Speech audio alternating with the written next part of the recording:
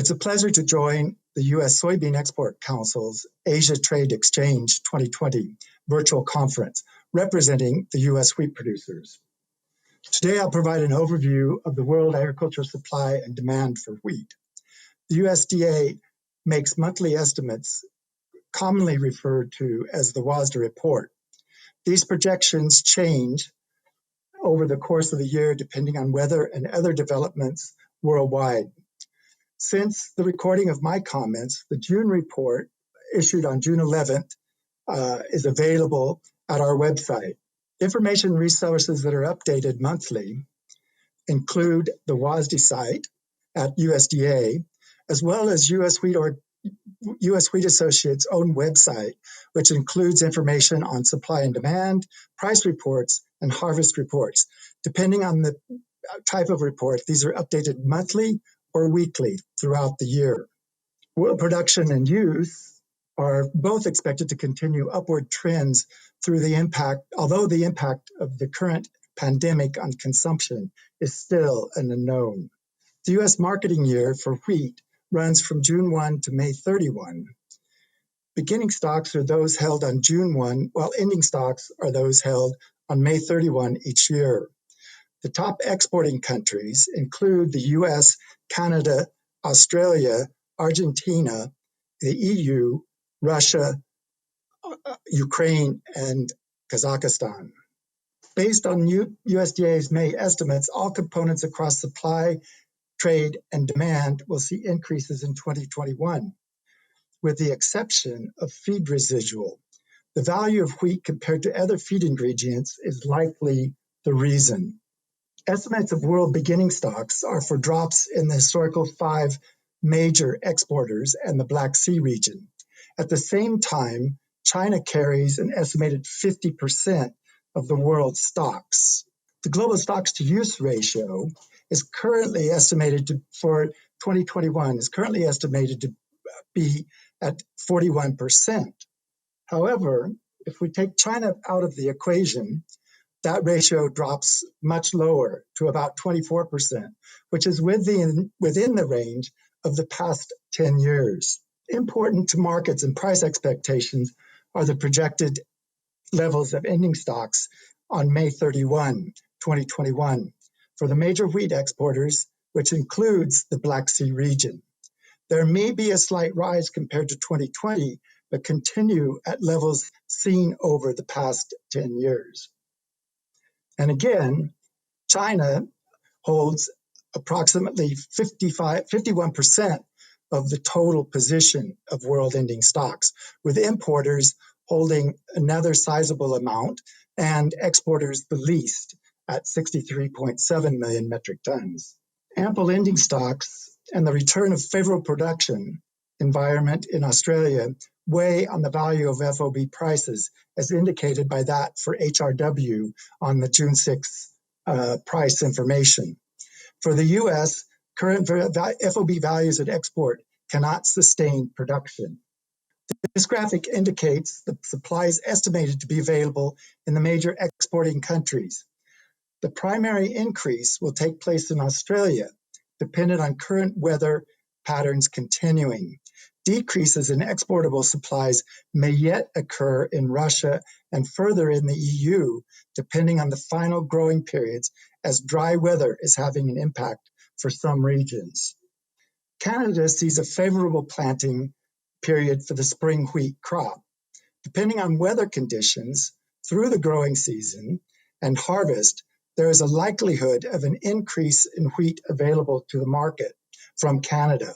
Ending stocks on May 31, 2021 will see little change. The improved production environment in Australia following 3 years of drought is the major story. So far, for the 2021 season, May estimates for USDA showed nearly 1 million metric increase in production. As you can see from this rainfall map, from March through May, there's particularly an increase expected in growing areas of eastern Australia. Current predictions of rainfall patterns through the growing season remain favorable as well. The favorable weather and estimated planted areas for wheat Some analysts consider that the actual increase in production for Australia may be between 10 to 13 million metric tons. In some cases, analysts believe 29 million metric tons. For Argentina, weather and government policies continue to help the environment for wheat production. And you can see that it has been rising over the past 4 years, as have exports. The EU's production will decrease from the estimated 155 million metric tons in the 2019-20 season. Conditions at planting and overly wet soils hampered planted area and wheat growth initially. Conditions and yield potential increased through the spring, but recent dry conditions in some regions add to expected reductions in final production. Russia's production, based on May estimates, was 77 million metric tons. However, dry conditions in some regions may have an impact on the final total. Final ending stocks at May 31, 2020, and the 2021 season's harvest, if lower than estimated, may see Russia's government curb export availability at some point in the 2021 marketing season. This would be similar to the recent case in the 2019-2020 season. For Ukraine, final production is likely to see a drop, as indicated in USDA's May estimate. The reasons being weather leading up to harvest may further reduce yields and impact Ukraine's exportable quantities. Overall, the Black Sea region's exports, including Kazakhstan, may be similar or somewhat lower than in the 2021 season when compared to 2019-20 exports. Dependent upon harvest amounts in Russia and Ukraine and an improvement in Australia's crop, which will increase competition for markets in Southeast Asia and further west across the Indian Ocean. To the U.S. situation, U.S. harvested area represented by the bottom line is expected to increase slightly for the 2021 harvest season. The increase is dependent on final spring wheat planting and favorable weather through the harvest in the northern states. The 2019-20 harvest crop, HRS crop harvest, was cut short due to rain at harvest and late planting period. USDA expects a drop in U.S. production primarily on reduced overall production across the board, with the possible exception of increases in hard red spring. U.S. ending stocks continue to drop on smaller planted and harvested areas and good exports. Viewing the U.S. wheat situation by class, USDA will issue a 2021 season projection with its July WASDA report. Projections for the 2021 HRW crop are similar to last season, and harvest has been progressing from the southern plains into the central regions due to favorable weather. Information on harvest progress is available at U.S. Wheat Associates' website on a weekly basis, as I mentioned earlier. Hard red spring wheat production, as noted, may increase from the 2021 or from the 1920 levels. In this slide, you can see that exports for 19 and 20 were projected at 7.5 million tons. Similar export levels may be expected for the 2021 season. Further, relative to the hard red spring planted and harvested area, the northern states, which include Montana, North Dakota, Minnesota, and South Dakota, are expecting planted area to increase slightly compared to USDA's May projections. The harvested area hopefully will increase as well, as the last year's crop was cut short during harvest due to rain at the later part of the season. I would like to note out in this particular slide that some areas of the western growing regions of spring wheat, hard red spring wheat in Montana and western North Dakota have been experiencing drought. This may have an impact on the final yields, although total planted area will be up. As hard red spring is an important crop for export from the U.S. in the western through the Pacific Northwest to Asia, I do want to note a few specifics. As noted here, increase of about 200,000 hectares of planted area is expected. In 2019, there were 5.12 million hectares planted, and the USDA March survey in 2020 expected 5.1 million hectares. At this time, however, production looks to be stable to slightly higher than 2019, in the range of 14 to 14.8 million metric tons. The main reason for this is due to good subsoil moisture in most areas. Again, note that western North Dakota, as well as eastern Montana, are experiencing lower rainfalls, and delayed crop emergence may impact yields. The percent of harvested acres, as noted, should be higher in 2020 versus 2019. In 2019, 8% of the planted acres were not harvested due to adverse harvest weather. Factors that continue to bear watching are the topsoil moisture conditions in the western part of the main growing regions in North Dakota and Montana. Moving on to the Pacific Northwest, soft white wheat supply and demand. It is very early, with current USDA estimates for production showing a slight decrease due to slightly lower yields. As we ripple through the projections given current supply and demand, total supply of soft white wheat next year could be in the range of 6.5 to 7 million metric tons. The main point is that overall, there will continue to be adequate supplies to meet demand. Again, one aspect that is affecting the Pacific Northwest is drought in the state of Oregon, which is the smaller producing state of the region. However, overall, 2020 crop conditions for the soft white region, as well as some spring-grown wheat in the area, continue to be on the good to excellent category in fairly high percentages, again, with Oregon showing the lower quality.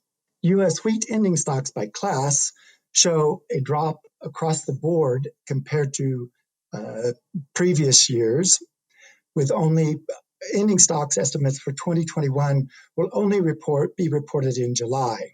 Moving on to exports, the top 10, this is a graph of the top 10 customers for U.S. wheat.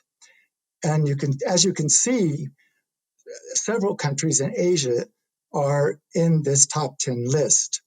The Philippines, Japan, South Korea, Taiwan, Indonesia, and Thailand, representing 6 of the 10 countries. One reason for this substantial level of exports to the Asian region is due to middle-class growth.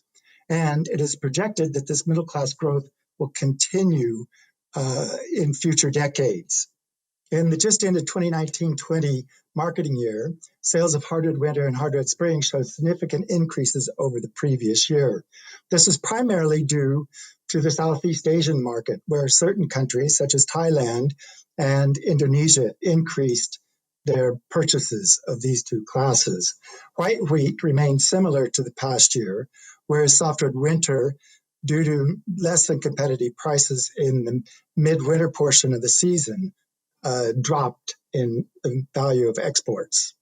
This represents FOB Gulf prices, with the green line being soft red winter, the dashed line being hard red spring, and HRW hard red winter ordinaries being the broader light blue dashed line.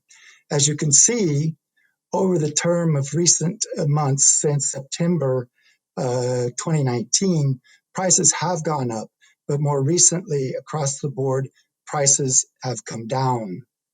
FOB P&W prices for the 3 major classes of wheat which are exported from that region have been continuing steadily across the months since harvest last year. Although you can see that hard red spring 14% rose sharply in late September, and from that point has continued to slowly drop lower and lower as there's plenty of wheat in the overall world supply chain. This is a graph which represents the soft white and soft red winter prices, also again since May 2019. But an important period to watch is from September to May, how the prices rose initially through February, but more recently have continued to drop. This expectation of drops could be continued through the initial periods of the harvest season. Gulf basis values for hard red spring, hard red winter, and soft red winter have maintained a steady level over the past several months, but in recent weeks continue to drop slightly. This is partly due to harvest pressure. This graph illustrates the P&W basis prices, which continue to see pressure in the recent period and for the foreseeable future, dependent upon the level of exports for corn and soybeans to the Asian markets, which also are dependent on the pandemic situation, as well as China's imports, which may raise the cost for export facilities lifting to put wheat on board vessels. Ocean freight rates for grains over the recent period have dropped due to reduced demand. We have seen vessel prices range from 18 in some markets up to 20 or 25 in other markets. Again, this is primarily due to oil prices dropping in recent months. On behalf of the U.S. wheat producers, I would like to thank you for your attention during this presentation, and I look forward to answering questions during the following Q&A. Thank you.